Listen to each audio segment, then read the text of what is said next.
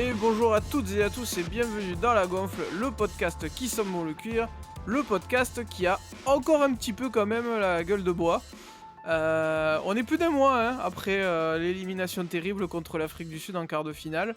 On va conclure, on va dire, notre parenthèse Coupe du Monde tardivement, mais avec beaucoup de recul, à froid. Et évidemment, pour en parler, je retrouve mon acolyte du rugby. Salut Pierrot.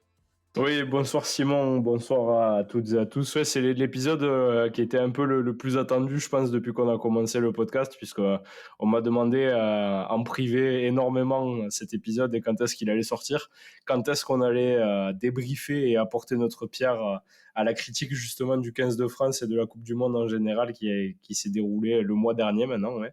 Donc c'est vrai qu'on a eu le temps de prendre du recul un peu, de laisser refroidir et redescendre un peu les émotions qu'on avait pu avoir au lendemain du quart de finale et au lendemain même de la finale, puisque on a quand même continué de suivre cette Coupe du Monde en tant qu'amateur du sport et du rugby en général.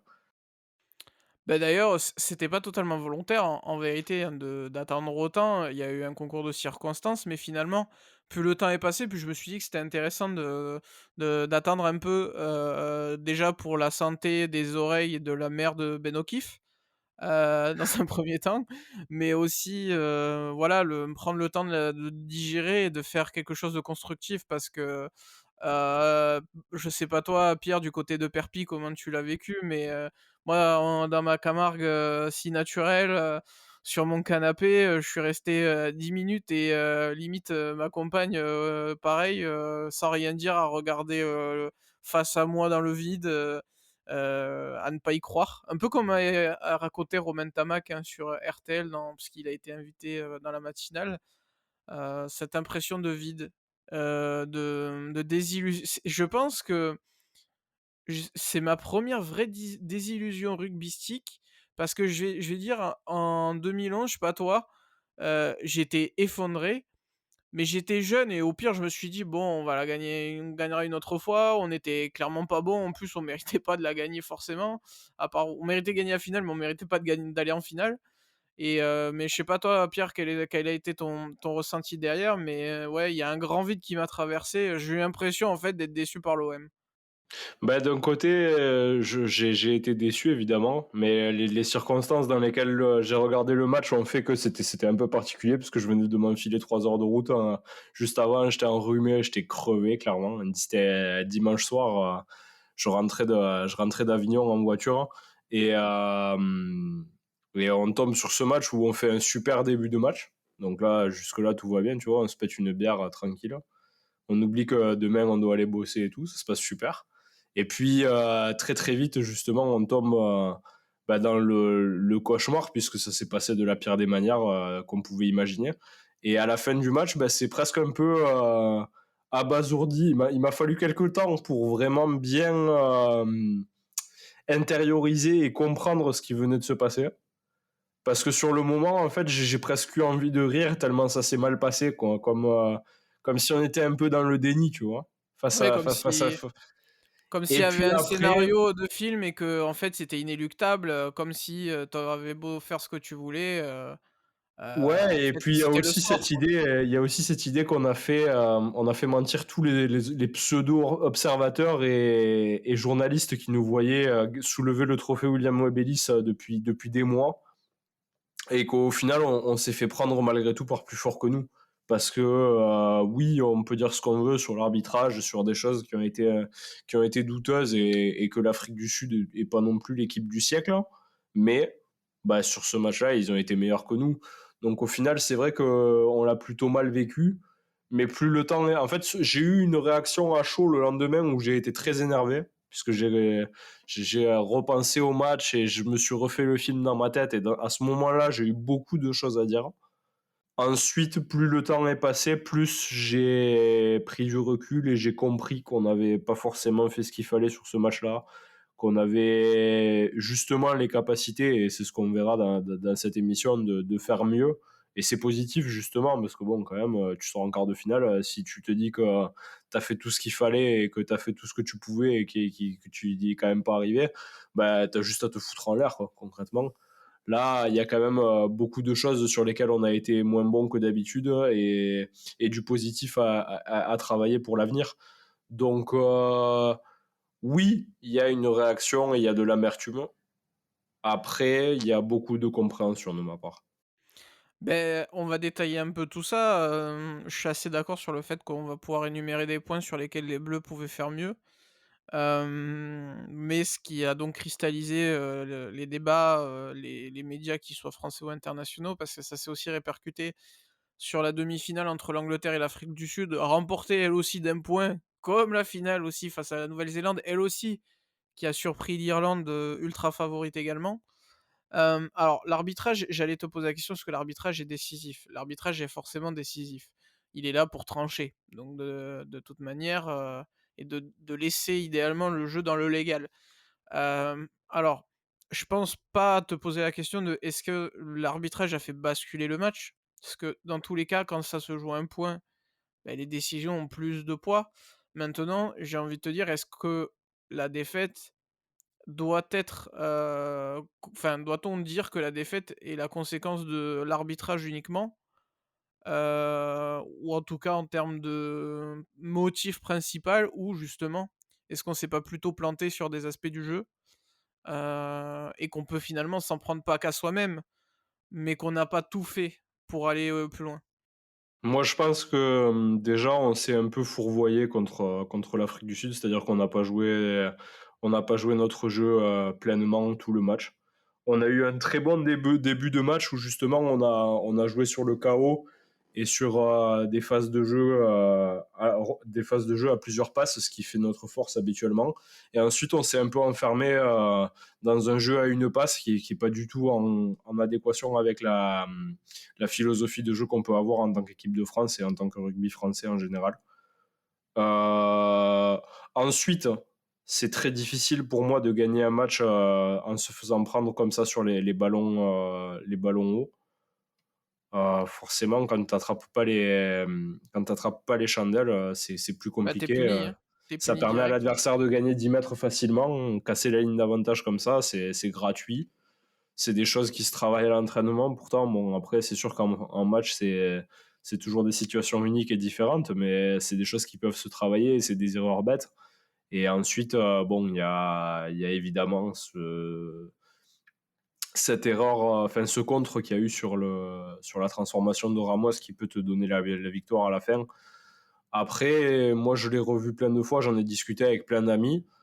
Euh, Quand tu regardes les images, la course d'élan de Ramos, elle est déclenchée à partir du moment où il fait un petit pas en arrière, ce qu'il a l'habitude de faire, C'est et on ça. remarque qu'elle est très très lente. Bon après, ça c'est facile d'en parler après, mais bon, en regardant les images, en découpant image par image, on a peut-être un départ de Colby qui est légèrement devant sa ligne. Mais franchement, dans l'esprit du jeu et en regardant la vitesse réelle, son départ, il est correct, plus ou moins. Et sa course, elle est exceptionnelle parce que c'est un des mecs les plus rapides du monde. Donc forcément, ben voilà. Qui le connaît Si, parfaitement, et lui et sa routine, hein. Donc si Ramos il s'était reculé d'un mètre ou deux de plus parce qu'il en avait la possibilité, vu que c'est une transformation, il aurait au moins aussi pu agrandir son angle. Bon, en rallongeant son coup de pied, mais c'est pas un problème pour le garçon, hein, quand même, on le connaît, Ramos. Et ben oui, voilà, avec des si. Hein. Bon, après, il en rate une aussi. Il rate une pénalité à un moment crucial du match. C'est difficile parce c'est vrai, c'est que vrai. en regardant le match qu'on fait contre l'Afrique du Sud et en regardant les matchs de l'Afrique du Sud ensuite, tu as l'impression de vivre un peu les mêmes. C'est-à-dire que de la même manière, la Nouvelle-Zélande a eu plusieurs fois, à plusieurs reprises, justement, la possibilité de passer devant avec des coups de pied, mais qu'ils ne les ont pas mis. Et d'un autre côté, des décisions arbitrales qui sont absurdes dans ce match-là aussi qui avait été arbitré par Barnes, la finale. Et donc, oui, il y a évidemment des choses à dire, mais le problème, c'est que si d'un côté, toi, tu convertis pas les points qu'on t'offre, bah, qu'est-ce que tu peux dire sur l'arbitre? Tu peux t'en prendre qu'à toi-même. Hein. Ce match-là, tu as les possibilités au niveau de la compta. Comptablement, tu peux le gagner, ce match. Donc, Bah, à d'ailleurs, partir de c'est là.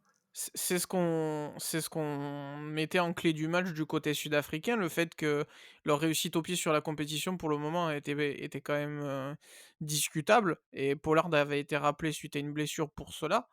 On s'est fait piéger à ce jeu-là donc c'est l'un des premiers arguments. Thomas Ramos fait pas forcément une très bonne finale, il laisse quelques points en route, il y a ce contre. D'ailleurs sur le contre, c'est vrai que le timing pour moi il a l'air plutôt bon, puis bon si c'est pour juger à la vidéo, c'est quand même capillotracté mais à la limite si on voulait, contester quelque chose, je crois c'est qu'il marche sur la ligne et qu'il faut être derrière la ligne et voilà, mais bon, enfin bon, voilà, il y a eu d'autres occasions aussi de prendre le score donc moi, ce que je voulais souligner aussi, Pierre, c'est que comme tu l'as un peu dit sur les ballons hauts, tu prends 2 essais qui sont construits sur rien du tout, sur Ah un ouais, coup de non, mais pied en vraiment l'air la et 1re mi-temps si tu logique, hein, jamais de la vie tu dois tu rentrer au dois vestiaire avec un seul point d'avance. tu dois mener 30-0. Tu dois mener 30-0 parce que tu C'est tu les les 2 as essais, ils sont gratuits, quoi. tu les as il faut le dire, hein, dans le jeu pur, dans le combat sur la première mi-temps en tout cas, parce qu'après ils sont montés en puissance les Sud-Africains. Ils font une deuxième période, bravo! Enfin, il faut quand même être respectueux de ce qu'ils ont accompli. Mais en première mi-temps, si on les laisse pas dans le match avec ces 2 actions-là, ça me d'ailleurs, qui me faisait penser, tu sais, un peu, au France-Irlande, pas de l'année dernière, de l'année d'avant, où Sexton n'est pas là d'ailleurs, où McHansen, si je ne m'abuse, marque sur le coup d'envoi, après qu'on ait scoré 10-0, ce qui fait qu'ils reviennent dans le match ou 10-3, quelque chose comme ça. C'est donc en plus déjà c'est habituel et on n'a pas corrigé ça. Et puis t'en prends un, t'en reprends un deuxième. Enfin bon, et comme tu l'as dit, on n'a pas joué notre jeu, on a été très frontal. Là où les Sud-Africains, eux, ils ont beaucoup plus joué, écartés par rapport aux autres matchs. Comme si en fait les 2 équipes avaient renié un peu leurs principes pour essayer d'affronter l'autre, sur son camp et que le rapport avait été presque inversé à un moment du match. Peut-être pas tout le temps non plus, mais il y a eu ça. Oui, bah, oui, Hem, oui, c'est donc un peu ça, hein. On le voit déjà à la composition du banc qu'avaient mis en place, les Sud-Africains qui avaient un un peu surpris 5-3, tout à avec un fait. 5-3 et sur le 5-3, tu as quand même un mec comme Kwagga Smith qui est capable de jouer, enfin qui est plus un couteau suisse qu'un vrai avant ou un vrai arrière. Donc et aussi, enfin pour moi la clé du match, bah, justement c'est le fait que les Sud-Africains, ils avaient Faf de Klerk et Pollard sur le banc, quoi. Ah ben, ils ont fait confiance à Si Reinach et ça a marché et Libock a été très bon aussi tout au long de la compétition, hormis ses coups de pied. Donc en plus, ils ont varié quand ils en ont eu besoin tout au long de la compétition et puis, on s'est rendu compte que d'une soi-disant faiblesse, ils en avaient fait une force, quoi. bah, oui et puis voilà, du coup, enfin, même si, André Pollard, c'est un peu la surprise puisque, moi je le trouvais pas enfin, je l'avais pas trouvé exceptionnel, précédemment quand je l'avais vu déjà jouer à Montpellier et quand je l'ai suivi ensuite. Il fait une super coupe du monde et c'est une vraie chance d'avoir la possibilité justement de pouvoir changer la charnière, avoir des profils qui sont différents puisque quand même, Cobus Reinach et Faf de Klerk, ouais, c'est des joueurs qui ont un profil qui est similaire, c'est des neufs qui aiment beaucoup jouer, mais Manny Libok et André Pollard, c'est pas du tout le même type de joueur. Et c'est vraiment intéressant justement de pouvoir switcher, et c'est peut-être là que nous, on a pêché aussi, c'est-à-dire que bah, tu te retrouves à la Coupe du Monde, alors tu dois faire jouer Jalibert, alors que normalement tu faisais jouer Ntamak. Ouais, Et il tu s'est avais passé plein de choses, quoi. Dupont était clairement pas avec 80 minutes, de haut niveau dans les jambes. Et On la peut grosse erreur, et ce qui nous a vraiment mis dedans, je pense, au niveau du pied, c'est le fait d'avoir préféré un Moefana à Jaminet. à Jaminier, Ouais, pour tout à moi. fait. Parce que C'est du vrai coup, tu vois que que ouais. Ramos, il fait pas son match, et ben, sur le banc, t'as personne qui peut arriver pour soulager au pied avec un bon coup de patte. Bon, c'est Bah, tu avais c'est des trucs Jalibert, cons, hein, mais ça permet de soulager ton équipe quand même. Ouais, ben Jalibert, il te fait une cagade quand même, hein, sur ce match. Jalibert, il te trouve, bah, il est il y a, pas bon. il y a une pénale touche où il te trouve pas la touche, hein. Bon, il se rattrape après, il te fait un 50-22, je crois. Mais bon, bref, c'est pas le match du siècle non plus. Mais c'est pas contre lui, hein. De toute manière, il a pas été le seul à être défaillant. Mais le problème pour moi, c'est la composition et la composition du banc, de manière plus générale. De toute façon, quand tu vois l'utilisation des joueurs sur le banc qu'ont fait les Sud-Africains comparé aux nôtres, tu comprends de suite que c'était mieux pensé chez eux que chez nous. On Bah, a un banc le banc a avec déçu, hein. Le banc a clairement déçu. il a pas été à la hauteur, il n'a rien apporté. Même Tao qui d'habitude, est un vrai, est une vraie valeur ajoutée, on les a pas sentis bons. Movaka quand il sort, bah, Bourgarit, il est bien gentil, le Pierre Bourgarit, c'est un très bon joueur de club, même au niveau européen, mais on a vu qu'il était inexpérimenté, qu'il apportait pas comme un Julien Marchand ou un Peato Movaka. Et ça, bah, tu peux le décliner sur absolument tous les entrants, de ce quart de finale. Aldrit, il a aucune solution derrière lui, il est cramé, le mec il fait alors il parle pas de burn-out, mais il est obligé de prendre des congés jusqu'à la fin de l'année parce qu'il en peut plus. Tu peux prendre, la au centre, ils ont tous été mauvais. Tous ceux qui ont joué au centre ont été mauvais. Et comme tu dis, les Sudaf, même Foury qui doit rentrer, très vite parce que Bonambi se pète, qui est même pas talonneur, il a fait un match héroïque à un poste qui est pas le sien. Bah, tu as une utilisation du banc qui est beaucoup plus lisse et beaucoup plus cohérente côté sud-africain que de chez nous, où ils ont tous en moyenne joué une trentaine de minutes sur ce match-là, alors que chez nous, bah, tu as deux mecs qui ont quasiment pas joué. Lucu qui est pas rentré, Moefana qui en a joué 8 minutes, Makalou qui est utilisé pour les 12 dernières. Forcément, je sais pas, je trouve qu'après aussi tu payes forcément les blessures et les absences. Mais pour moi, c'est surtout une erreur au niveau de la composition de l'équipe sur ce match-là. Ensuite, oui, l'arbitrage, évidemment, on peut en discuter. Et avec les images qu'on a revues, tu as l'impression qu'on se fait un peu arbitrer de manière douteuse, mais pas là où les gens l'ont beaucoup fait remarquer, puisque beaucoup de gens ont parlé de l'en avant de Etzebet, Benzebeth. qui est pas forcément en avant. Ils ont parlé aussi beaucoup justement de Colby et des charges à coups d'en avant de certains joueurs sud-africains. Pour moi, là où c'était le plus flagrant, c'est sur les rocks. Mais après, c'est parce Ah que j'ai une bah, sensibilité à regarder ça parce que je suis avant moi-même. Mais sur les rocks, c'était n'importe quoi. ça a mis des Euh, plombes et ils ont pourri les sorties énormément de fois et d'ailleurs ça a été un sujet de toute la coupe du monde, hein. Il y a pas eu que les Sud-Africains, il y a pas eu que ce match où, les sorties tardives, n'ont pas été sanctionnées et c'est là que tu vois, qu'il va falloir c'est peut-être plus le sujet de l'arbitrage que de l'arbitre finalement. Est-ce qu'il faut pas uniformiser à fond le rugby? Parce que ben, je pense que tu viens de l'hémisphère sud, t'es pas outré par cet arbitrage, alors qu'il est peut-être un peu plus choquant, côté Europe Après, et c'est aux équipes de s'adapter et de travailler, hein. Tu le sais par qui tu vas être arbitré dans ce genre de beh et compétition. de C'est faire la même pas. chose, de faire la même chose. Bien Pourquoi sûr. Bah tu as oui. un ex tu peux le dire, «Excusez-moi, on fait exactement pareil qu'eux», tu mets la pression justement. D'ailleurs Dupont a essayé de la mettre un petit peu, ça a pas forcément eu d'effet, mais il y avait moyen et puis je voudrais aussi dire que on a parlé aussi parce que, il y a eu des charges, il y aurait eu des potentiels cartons possibles, à ce jeu-là, on aurait été les premiers sanctionnés parce qu'à un moment, je crois que c'est Penaud qui fait une charge très limite, qui aurait pu valoir un carton et pas que jaune. Il faut aussi se dire qu'il y a eu des erreurs des 2 côtés et que le mal du rugby d'aujourd'hui avec les règles qui changent trop, sincèrement, moi, quand je regarde un match de rugby, sans être spécialiste énormément du règlement et des règles, parce qu'en plus c'était pas mon domaine, j'ai pu jouer à l'arrière, côté 3 quarts, mais hem, tu peux siffler 5 choses par action. Oui, c'est ce Hem, qu'a dit, c'est ce qu'a dit, je sais plus, mince, comment il s'appelle? Un ancien grand arbitre français qui a dit ça, qui a dit Poite, que tu peux pas, Judge? ouais, voilà, Romain Poite, ouais. Romain Poite qui a expliqué que justement, oui, il y a trop de fautes, mais dans ce cas-là, enfin, c'est pas tant un problème. C'est-à-dire que sa déclaration, elle est problématique au sens où il expliquait que tu dois faire un tri et que forcément tu t'isoles, des décisions plutôt que d'autres. Le problème, c'est que dans ce genre de situation, forcément, l'arbitre, il fait un choix et il a tendance à avoir des décisions qui sont plus dans un sens que dans l'autre. Et c'est des choses qui se vérifient, c'est ce dont je voulais parler, c'est qu'en fait, tu as l'impression que, certes, le constat, il est bon et qu'on a été arbitré de manière un peu dure, hein, comparé à ce qu'on a laissé faire aux adversaires pendant la Coupe du Monde. Mais c'est quelque chose que tout le reste de l'année, la plupart des supporters du rugby, puisqu'ils sont pour les plus gros clubs en général, et c'est normal, ne voient pas, puisque ils se retrouvent dans la position inverse. C'est-à-dire que des fautes qui sont sifflées pour un club, mais qui ne le sont pas pour d'autres, on le voit tous les week-ends en top 14. Mais Moi, je c'est suis. c'est c'est la c'est l'essence malheureusement du sport et Bah oui, heureusement d'un côté. et c'est pas que L'injustice dans le fait rugby, partie hein. du sport.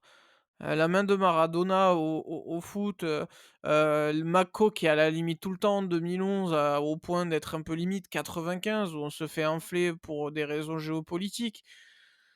Et des exemples, il y en a plein. D'ailleurs, on peut parler, mais il y a toujours eu, en 98, il y a toujours des soupçons d'avoir empoisonné le Brésil, par exemple, au foot. Donc La solution, c'est pas forcément de faire du lobbying et de gagner du poids dans les instances arbitrales. La solution, c'est de faire ce constat-là et de travailler ensuite pour justement arriver à surpasser mais cette ils l'ont différence, travaillé. puisque c'est possible. Galtier l'a dit sur RMC, ils l'ont travaillé, donc ça veut dire qu'en plus, on a mal appliqué la stratégie, Ouais, tu puisqu'on manques l'a de vis, hein. travaillé. Tu manques On de vis, Mais clairement, hein. de toute façon, Tu trop gentil, hein. quel message tu as donné aux joueurs, quand tu es Claude Hatché qui a dirigé le comité d'organisation, jusqu'à il y a pas très longtemps avant qu'on se rende compte que c'était un tyran? Hem, il a décidé qu'on n'avait pas le droit d'aller à Marcoussis pour la préparation et que sinon c'était inéquitable, on avait un avantage. Ouais, non, Ben mais après viens pas te plaindre qu'il y a pas l'arbitrage maison. non, mais déjà au niveau de cette décision-là, enfin, c'est ridicule dans ce cas-là, autant la jouer sur terrain neutre, la coupe du monde, hein. Tu la joues pas Mais dans un c'est pays de ça. rugby, comme ça au moins c'est réglé. Par essence, le fait d'être hôte d'une compétition, ça te donne un avantage. Le souci, c'est que au foot, c'est moins voyant puisque ça arrive que les coupes du monde soient faites dans des pays qui sont pas très très bons au foot. On pense à l'Afrique du Sud, on pense au Qatar, on pense à plein d'événements qui sont Bah, dans les d'autres lieux. États-Unis, hein, bientôt, Ouais, voilà, ouais, la prochaine Coupe du Monde, Canada, États-Unis, Mexique. Au rugby, c'est pas le cas, puisque forcément, les pays qui ont des infrastructures, ben, c'est ceux qui jouent bien au rugby. Donc, par essence, le fait de jouer la Coupe du Monde chez toi, à part quand ça a eu lieu au Japon, ça te donne forcément un avantage supérieur. C'est même l'intérêt, en fait, de le faire, puisque sinon, pourquoi tu payes, entre guillemets. Enfin, beh, c'est clair, c'est ça fait clair. plaisir aux gens, ça permet aux minots d'aller voir les matchs, ça permet à tout le monde de voir les meilleures équipes du monde, mais De populariser la pratique, oui. ça te permet avant tout quand même d'avoir l'avantage de jouer chez toi, Bah, oui, oui. qui au rugby est peut-être plus important encore que dans les autres sports. Donc ça, franchement, déjà, j'avais pas compris, oui. Et puis après, ouais, forcément, il faut aussi que le public y mette du sien, hein, puisque nous, à Perpignan, Beh, on sait très bien on le faire, on va sait mettre la pression et on sait que c'est important. Et le Stade de France n'a pas joué très très bien son rôle à ce moment-là dans le on match va contre l'Afrique relancer du Sud, quoi. un débat qui existe autant au football qu'au rugby. Le public d'Île-de-France qui n'est pas forcément le plus connaisseur de football et de rugby, surtout avec le prix des places. Est-ce que, voilà, alors le 15 de France a bénéficié d'un public, quand même assez remarquable pendant, les derniers tournois avec la renaissance un peu de cette équipe. Là, on sait très bien qu'on n'a pas eu le même persona de spectateurs que d'habitude, les places étant plus chères. Moi, j'ai réussi à avoir un match par chance, sur un concours de circonstances contre la Namibie, mais j'étais pas censé aller voir les Bleus. Voilà, ces gens-là qui aiment le rugby n'ont pas forcément été au stade et sincèrement l'ambiance, je ne peux même pas te l'analyser, je ne m'en souviens pas. Donc c'est Bah, quand même déjà un tu premier l'aurais joué signe. à Marseille, je pense que ça aurait été autre Mais chose déjà. voilà, on sait que Marseille, ce côté latin, je pourrais dire Marseille comme je pourrais dire Toulouse, je pourrais dire même peut-être Lyon. Lyon Ouais, mais qui a vraiment le Toulouse, côté c'était trop petit. franchouillard, mais oui, oui, c'est trop petit. Après, c'est la question de est-ce Dans que, les voilà, on stades doit qui pas peuvent avoir un accueillir grand un quart stade de dans le finale, sud-ouest? Est-ce que ce sport ne mérite pas un grand stade dans le sud-ouest plus grand que celui de Bordeaux? Parce que c'est le plus grand stade, référent du sud-ouest. Mais tant est que Bordeaux soit dans le sud.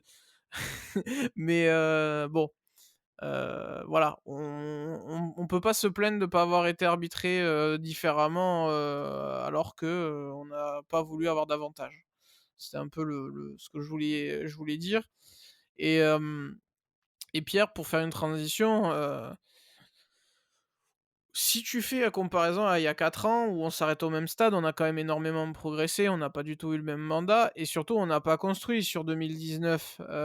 C'était pas un champ de ruines parce qu'on avait surperformé, que c'était plutôt prometteur, mais on n'avait pas, voilà, on n'a pas gardé l'ossature quasiment et est-ce que finalement c'était pas un passage obligé cette défaite? Est-ce qu'il fallait pas apprendre à perdre en coupe du monde à ce niveau avec ce groupe, avant de gagner? en référence le football, qui a commencé à renaître en 2014, à la coupe du monde, qui a la eux, ont une échéance un peu particulière à l'Euro qui est il y a un équivalent, on va dire, en termes de prestige, au rugby qui est le tournoi, mais on n'a pas, on va dire, l'ampleur parce que c'est un tournoi, fermé, enfin, posé dans le calendrier qui est pas interrompu, qui se joue d'une traite, quoi. Ma question c'est, est-ce que, inévitablement, il faut pas apprendre à perdre avant de gagner pour avoir un peu, là, est-ce que ça a pas été l'Euro 2016 du rugby et peut-être que la prochaine coupe du monde sera peut-être le 2018 du rugby?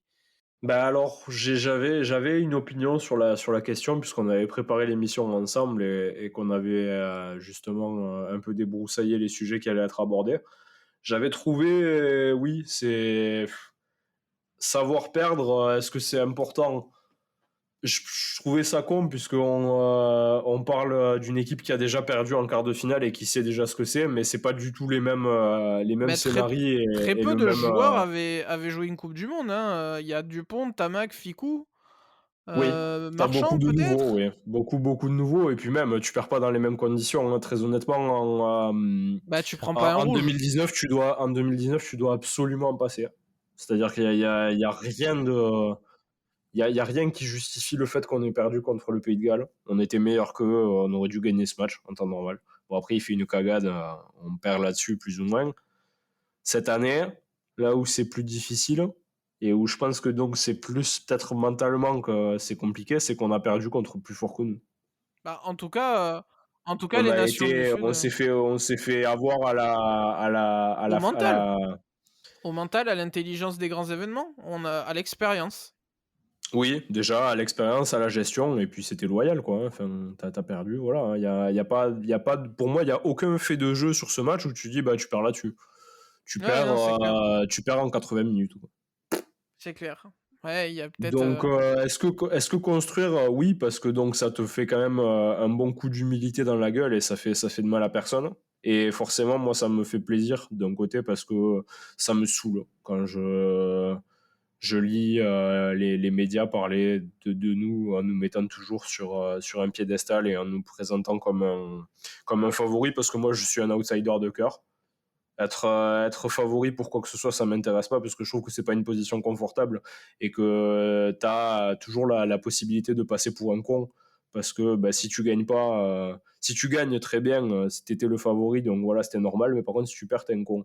Donc à choisir, je préfère toujours prendre la position de l'outsider, au moins ça, c'est une position qui est plus facile à assumer mentalement et que ben voilà, on s'est fait avoir comme ça et peut-être qu'à la prochaine Coupe du Monde on l'abordera d'une autre manière avec un peu plus d'humilité et avec du travail justement puisqu'il y en a et on verra bien hein, ce que l'avenir nous réserve, ça va dépendre de beaucoup de choses. de énormément de choses et d'ailleurs, il va y avoir du changement. Alors, Fabien Galtier continue évidemment sa mission parce que contrairement justement, on va en parler à ce qui peut être dit par-ci et par-là, il faut pas tout jeter. C'est quand même l'un des plus beaux mandats du rugby français.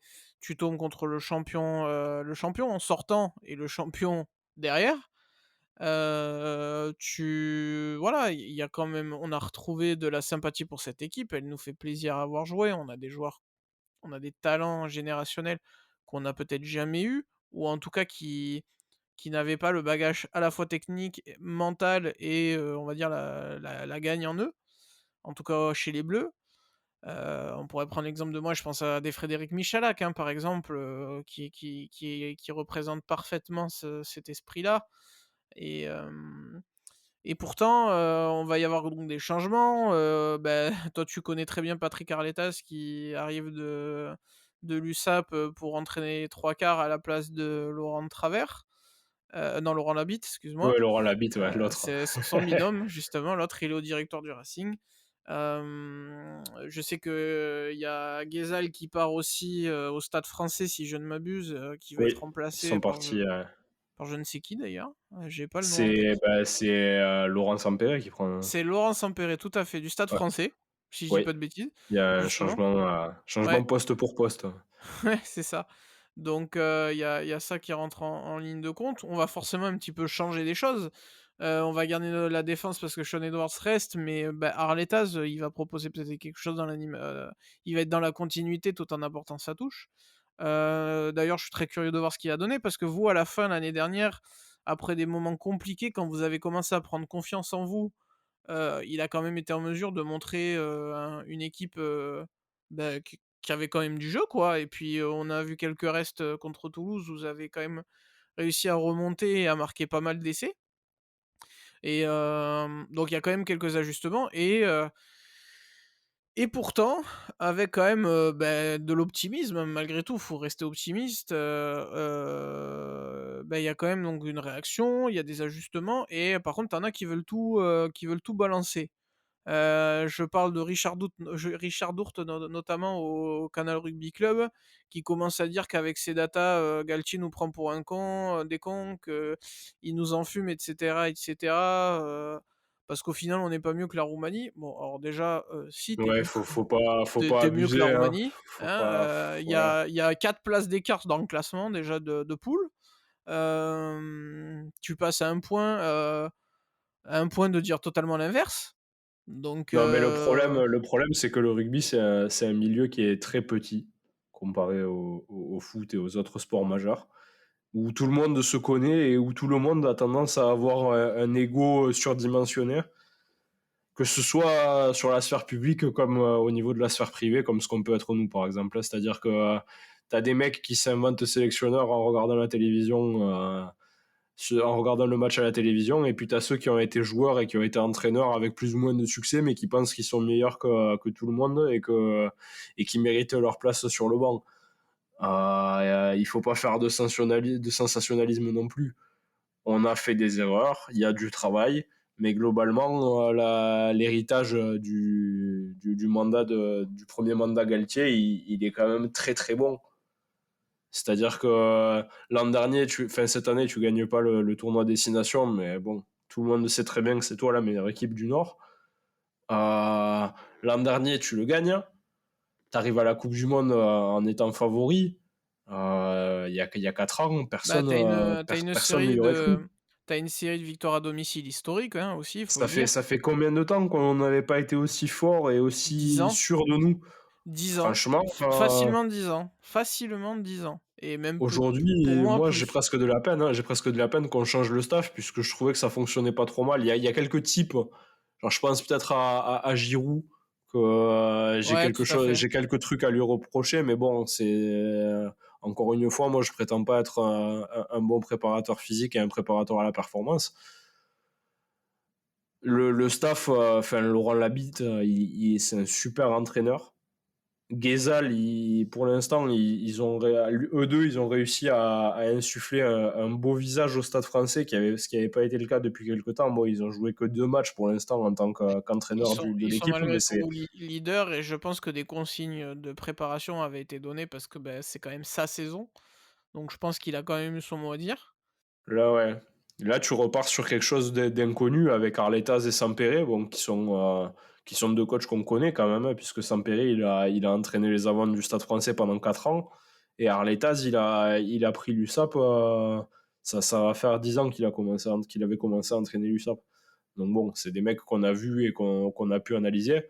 Arletaz, il a eu le mérite de réussir à faire d'un 13e de top 14 une équipe qui a un jeu qui est plaisant et complexe. Après, c'est difficile à dire puisqu'il est entraîneur des arrières et que quand tu es entraîneur des arrières, c'est très difficile de performer et de voir ta ligne arrière performer si les avants font pas le travail, ce qui a pu être le cas parfois avec l'USAP. Mais sans Perret, pour le coup, j'ai un peu plus de mal, quoi. Quand tu vois il a eu le plus bon, c'était pas lui le coach principal, mais il a entraîné les avants du plus gros budget du top 14 et leur meilleur résultat c'est d'avoir été barragiste, quoi.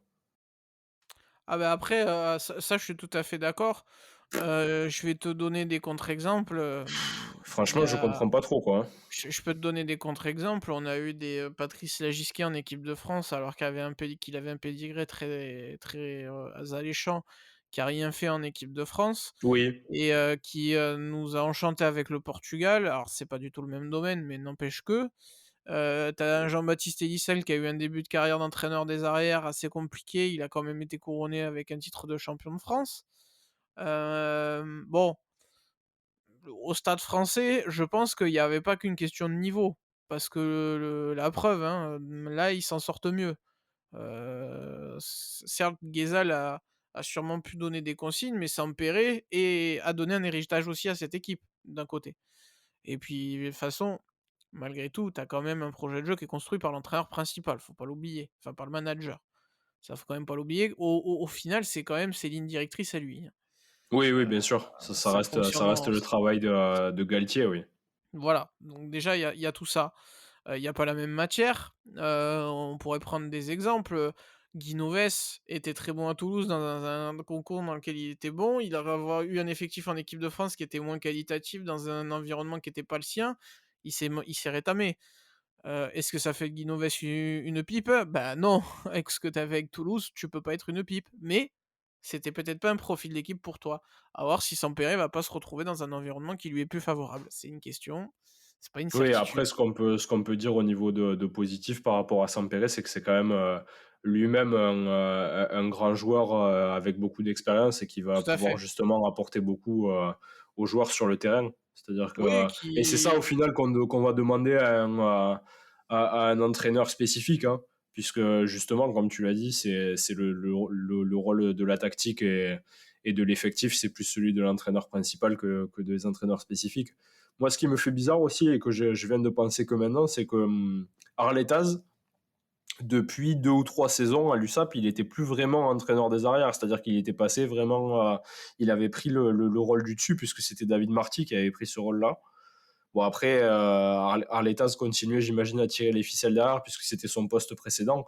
Mais ouais, ça me fait un peu bizarre maintenant de réfléchir au fait qu'il va plus être justement le manager de l'équipe, mais plus un entraîneur spécifique, alors que c'est quelque chose qu'il avait arrêté de faire. Tu vois. Ça beh, me. j'ai l'impression que enfin, je sais pas si tu te souviens des interviews en fin de saison pour savoir ce qu'il allait faire et quand il réagissait après match. J'avais senti quelqu'un un peu de fatigué de la saison. Il faut dire Oui. que quand tu joues le maintien, que tu as été dernier une bonne partie de la saison, c'est pas simple. Ah, c'est épuisant Heu de vivre autour de l'USAP, c'est et très, c'est très fatigant, hein. toute cette pression médiatique parce que l'USAP, c'est pas l'équipe de France, mais en club, il y a peu de clubs qui ont autant de pression. Heu, il y a peut-être Toulouse, il y a les 2 clubs parisiens quand ils vont bien, il y a maintenant peut-être un peu La Rochelle actuellement, mais voilà, l'USAP fait partie des a une base de supporters, Difficile. constante, bah, voilà, qui a des attentes, qui s'y connaît aussi, qui est connaisseur. Oui, c'est ça. C'est un Donc public compliqué.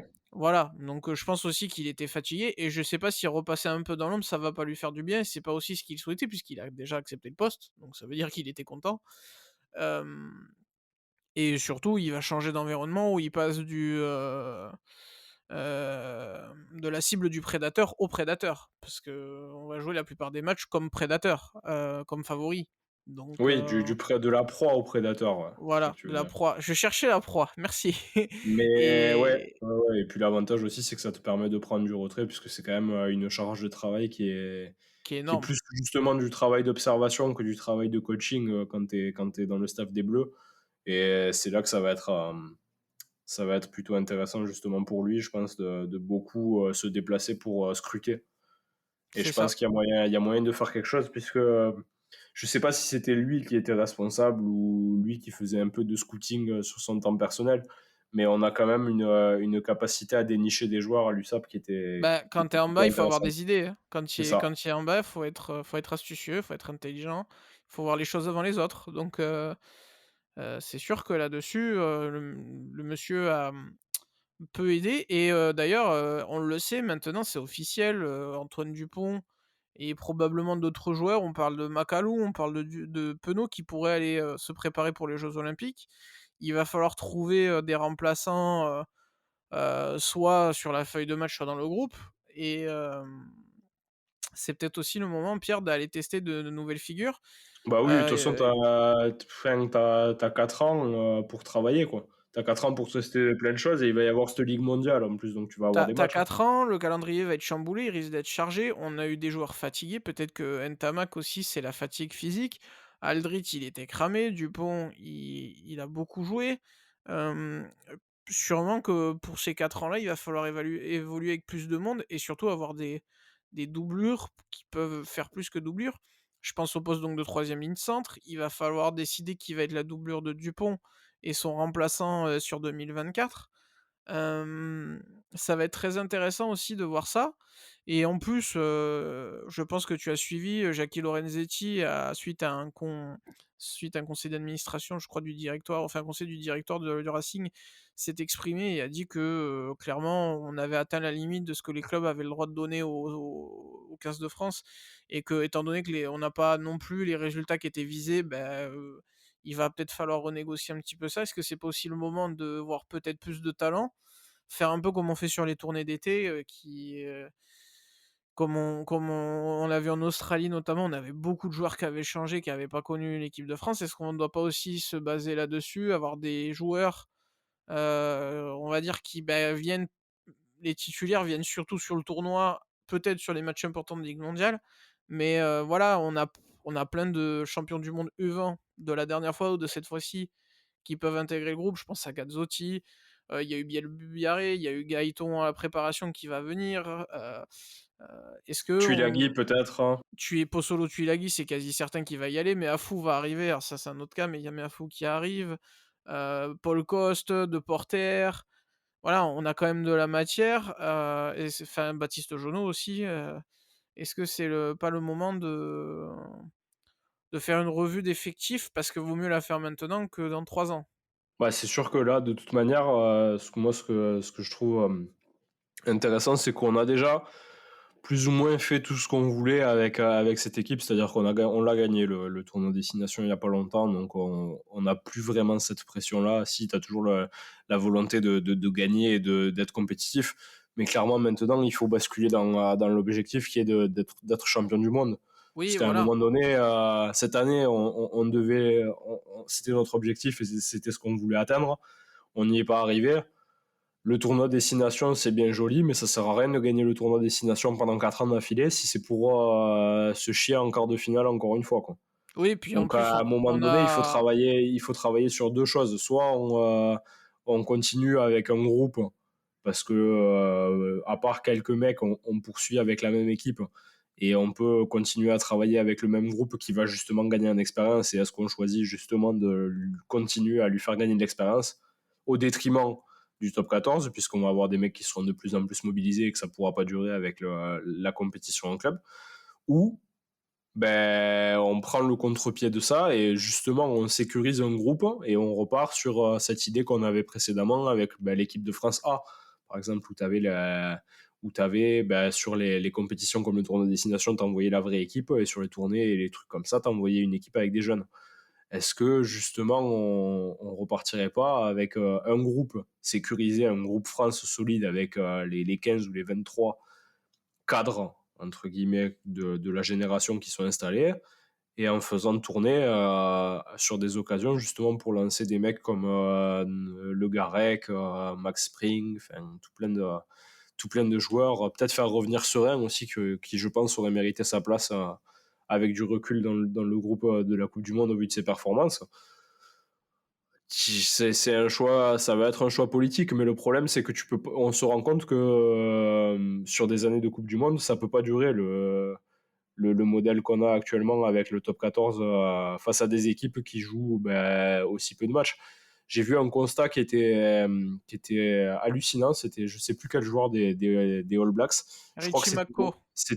c'était Mako qui avait joué, qui avait joué dans sa carrière plus de matchs en sélection que de matchs en club. Ouais, 147 ou 148 matchs avec l'un et 145 ou 146 avec l'autre, ouais, un truc comme Alors ça. pour notre cerveau de Français, championnat top 14 Brennus orienté, c'est aberrant.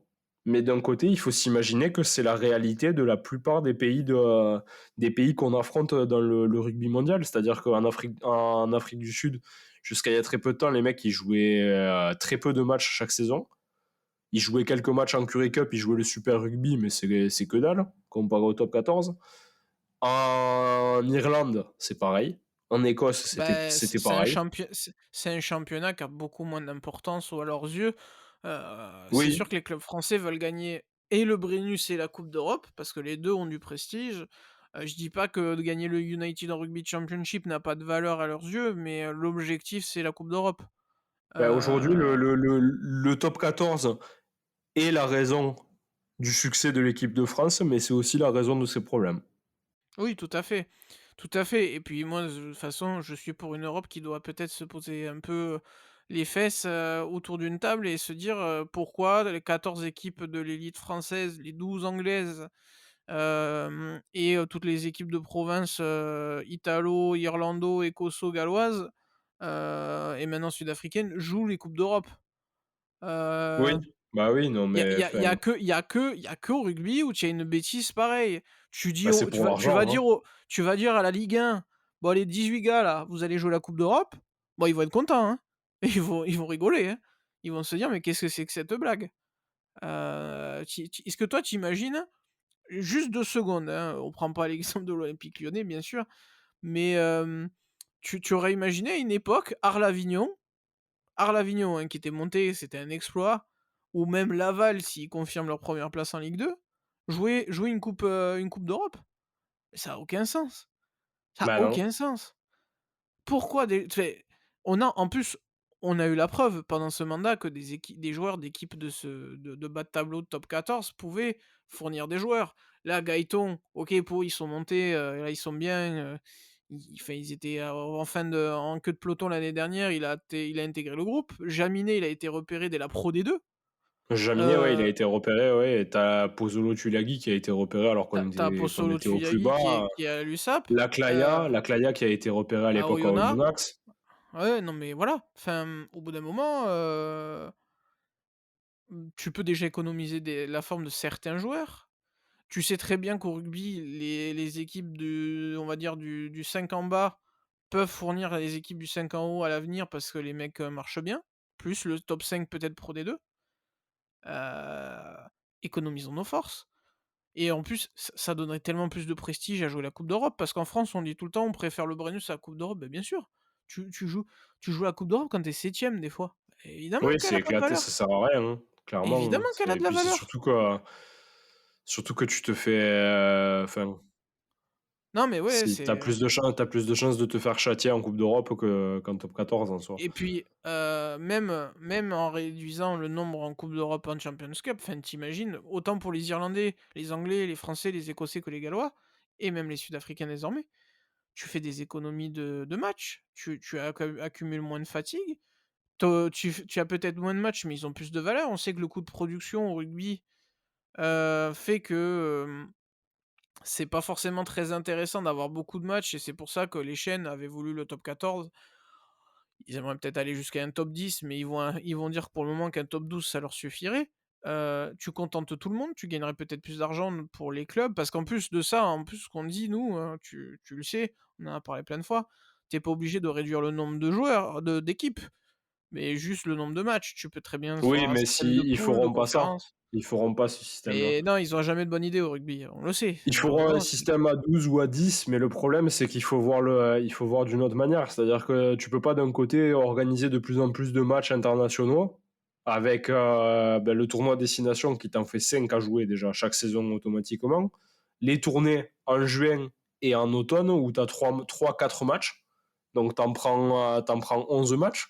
Au final, t'as quasiment la moitié d'une saison de top 14 rien que pour l'international, pour des matchs amicaux, entre guillemets, quoi. Enfin, bah, alors tu connais les puristes, ils vont t'annoncer et je le comprends d'un côté, il y a pas de match amicaux au rugby, c'est ça qui est beau. ouais, D'accord. non, mais Non mais les test matchs, si. d'accord, non mais d'accord, certes, mais tu dis ça quand tu affrontes la Nouvelle-Zélande, mais quand tu affrontes, les Tonga, la Géorgie, généralement tu dis pas ça, tu parles d'un match amical. Ah, soyons honnêtes Oui. Le et moi problème, je c'est vais te dire qu'ils un veulent truc. faire trop d'argent sur les matchs. Je vais te dire un truc, alors là, je vais me faire assassiner, si jamais, des puristes écoutent. Bon, faudrait déjà qu'ils nous trouvent. Bienvenue si vous arrivez. Le Bon, il y aura tournoi rouge. destination le tournoi destina oui, il y a rouge, salut mon poulet. Il y a le tournoi destination, c'est très beau, c'est sympa, c'est la culture, c'est historique. Mais on a été régalé par le Portugal. La Géorgie, elle a toujours toqué à la porte, même si elle a déçu sur la coupe du monde. On me dit que l'Italie, elle gagne très peu, mais et qu'elle pourrait rivaliser avec les équipes du B. Et tu peux très bien aussi organiser une coupe d'Europe maintenant des nations qui aurait lieu tous les 4 ans comme fait le rugby. Ça te libérerait du temps. Parce que moi j'adore le tournoi, c'est pas la question, j'adorerais toujours, je vais l'adorer à vie le tournoi. Mais peut-être que les décideurs qui doivent avoir du recul et qui doivent avoir un esprit déjà plus commercial, heu, pas que dans le traditionnel, enfin de faire équilibrer tout ça. Sachant que maintenant tu fais une ligue mondiale, faudrait peut-être penser, bah, voilà, à faire une coupe d'Europe, une Bah, ligue européenne. déjà, s'ils diffusaient les matchs du tournoi Destination B, ça serait bien, quoi. Que Beh, ce c'est soit, je demande pas que ça soit à la télévision, hein, puisque ça, on sait combien ça coûte et à quel point c'est difficile, mais ils peuvent le mettre sur Twitch. c'est diffusé, mais c'est vrai il faut le savoir, il faut trouver le bon Ah, c'est endroit. une galère, hein. Je suis même pas Mais sûr mais qu'il y ait mais qu'il y ait un mais stream mais officiel de la voix de Canal rugby. Canal, même si c'est sur Twitch, serait tout à fait prompt à mon avis à le faire prompt à le faire, sachant que, bah, je suis désolé, mais le Portugal-Géorgie de la coupe du monde, on s'est régalé. Il y a eu du suspense jusqu'au bout. Ouais, c'est pas le plus haut niveau, technique et physique du rugby, mais on n'a pas eu un match, bridé au moins. Ça a joué dans tous les sens comme le Chili, hein. Le Chili a pas été exceptionnel, mais le Chili, au moins ça jouait. Ça jouait dans tous les sens. L'Uruguay, ça jouait dans tous les sens. Beh et d'ailleurs, moi, je salue le Super Rugby Americas où, bah, les Argentins, en club, ils se retrouvent, sur leur continent, mais où tu fais des équipes qui vont être le laboratoire des nations et qui vont permettre à peut-être des nations sud-américaines de progresser un petit peu, notamment le Chili et l'Uruguay.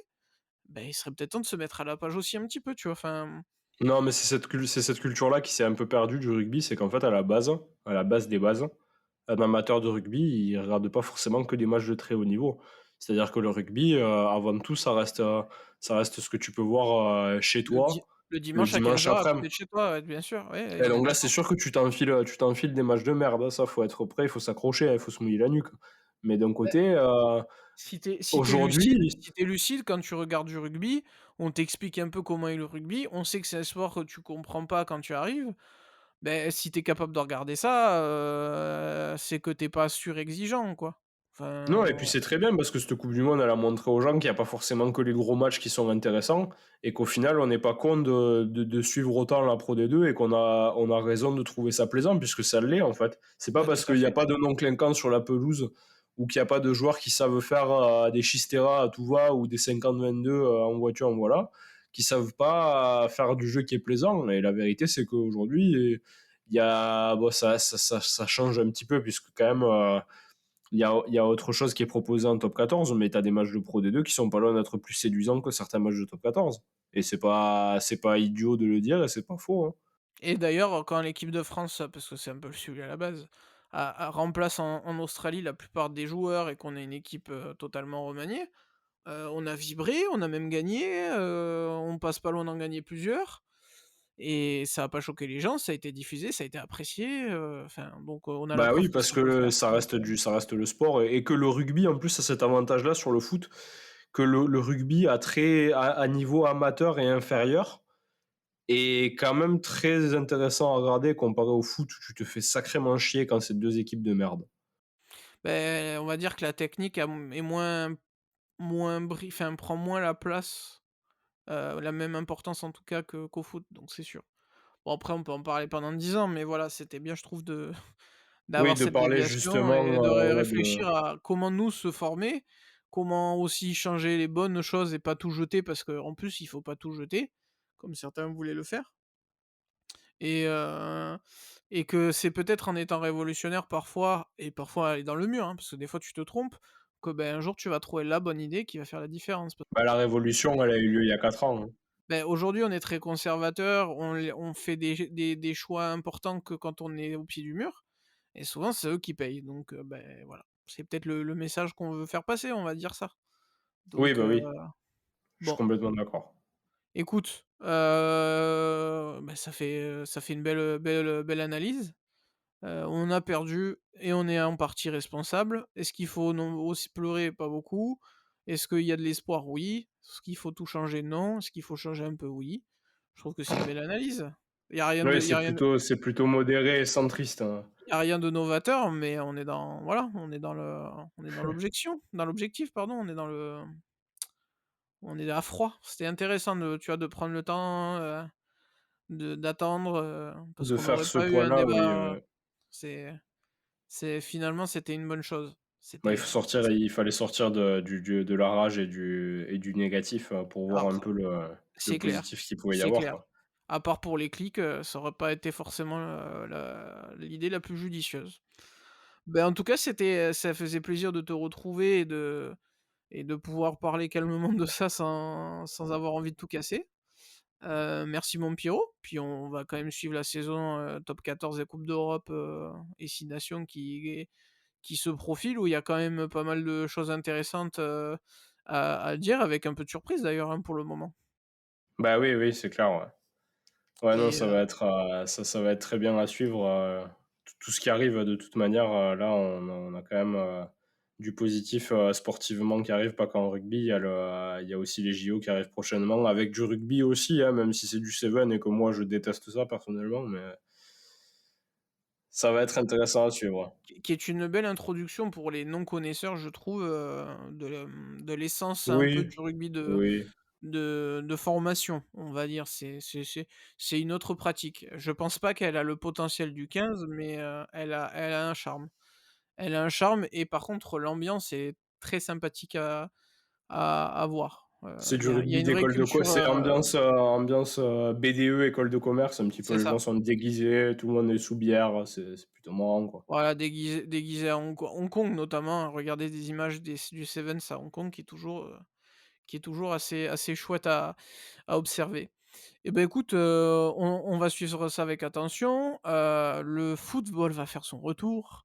Ça met un peu de temps, mais ça arrive. Là aussi, il y a pas mal de choses à dire, avec une Ligue 1 qui est horrible à regarder, mais qui performe en coupe d'Europe. Bon, comme quoi, hein, il y a pas qu'au rugby que des choses sont farfelues.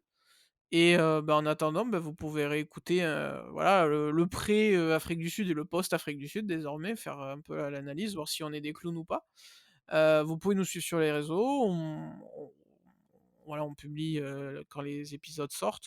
On donne aussi, des conseils de matchs à suivre sur les week-ends de foot et de rugby, les échéances internationales, quelques infos importantes, hein. Notamment là, on peut le dire, hein, Pierre, je sais pas si tu as vu, Melvin Jaminet va signer à Toulon.